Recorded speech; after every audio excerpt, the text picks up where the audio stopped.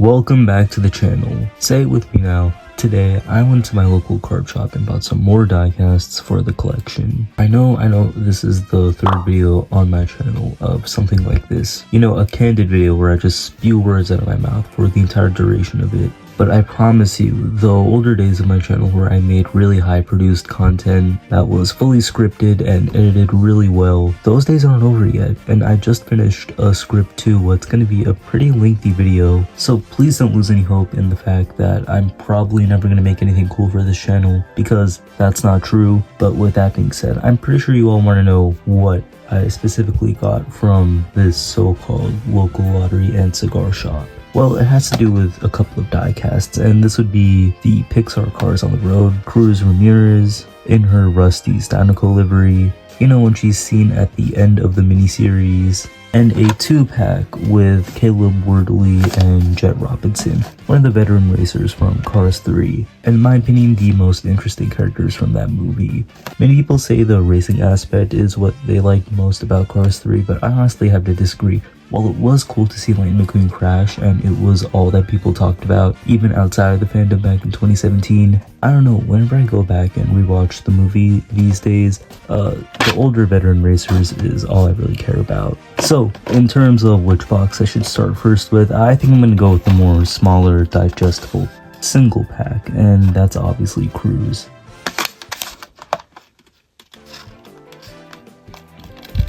Alright, so this is actually why I didn't cut my nails before making the video, because I use them to do stuff like this. Okay, on second thought, this isn't as easy as I thought it was.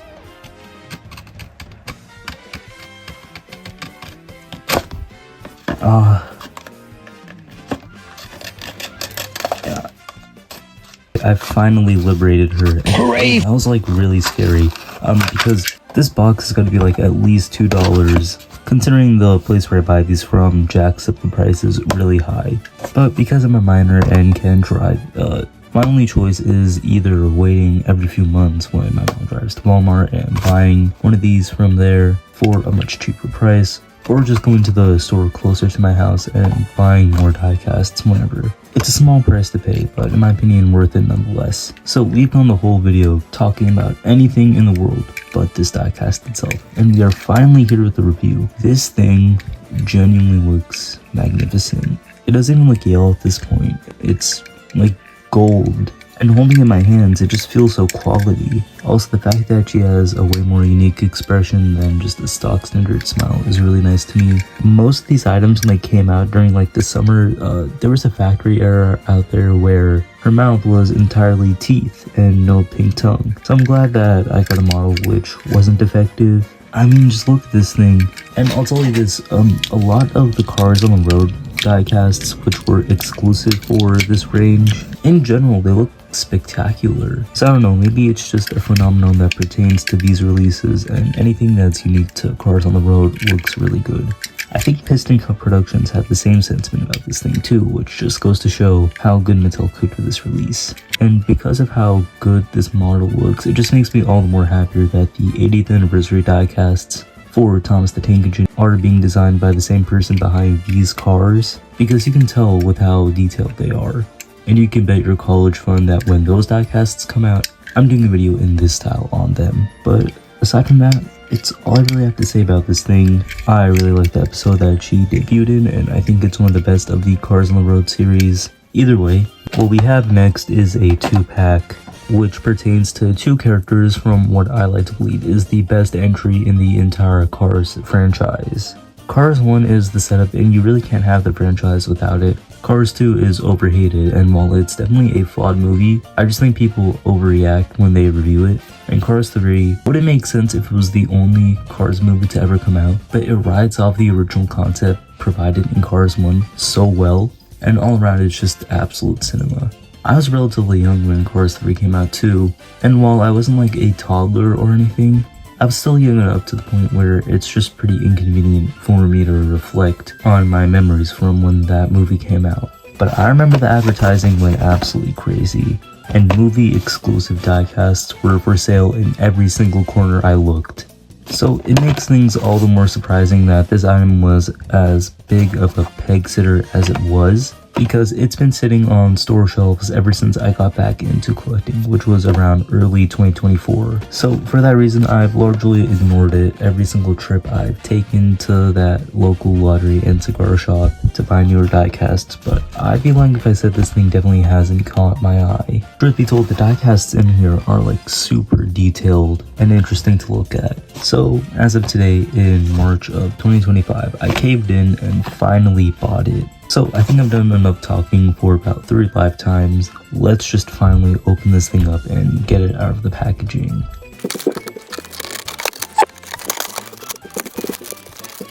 Okay, so like for Cruz Ramirez, I just didn't bother with recording myself opening this thing on camera. I just decided to make a cut to when I finally got this thing out of the box. And as you can tell, this isn't the cleanest of jobs. I literally got my fingernail bleeding internally, which should tell you how smooth the process went. But at the very least, I can finally get these two out of the box, and that's all that matters.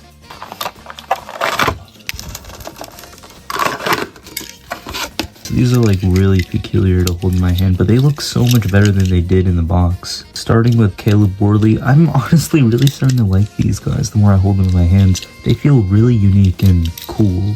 But of course, look at all those decals on him. This is so 1950s and I love it so much. Not to mention his wheels are textured, which just feels so satisfying to rub my finger across. His undercarriage is, I'd say, pretty well detailed. Nowhere near as intricate as some other diecasts can get, but nonetheless, I still really like it. Oh, and he also has that damn smirk.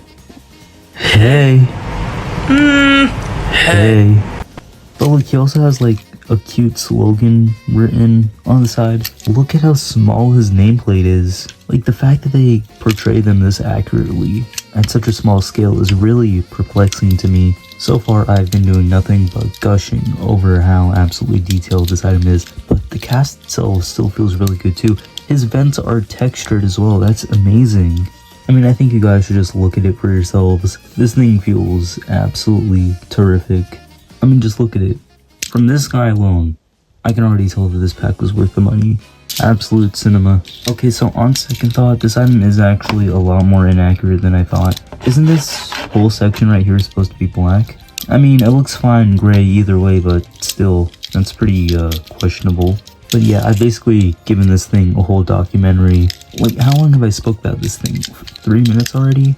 I'm gonna pack it up right now, because there's another car in this pack that I've yet to talk about, and that would be Jet Robinson, aka the Doc Hudson recolor. I'm not sure if this is the rookie that Doc overtakes in that flashback scene from Cars 3. You know, I obviously can't pull out YouTube while I'm recording something, so I couldn't check. But nonetheless, they share the same color scheme anyways. But either way, I'm just fine with this thing because at the moment it shares Doc Hudson's body cast. And that's all that really matters in my opinion. Because ever since my mom pushed me out 14 years ago, I've been trying to get my hands on a diecast of Doc. But for some godforsaken reason, he's literally nowhere in the real world, at least for me. So I just had to make do with this. And even then, the casting still feels really nice and high quality in my hands. You know, it's always been really questionable to me why Thomas couldn't get the same treatment, but I digress. In all, it's a good diecast, and as a stock racer, it serves its purpose, which is to drain my wallet even further. But that'll about do it for today's video and my discussion of all the diecasts that we've covered. But if you look at that, these are all of the new in-box items I finally have in the collection.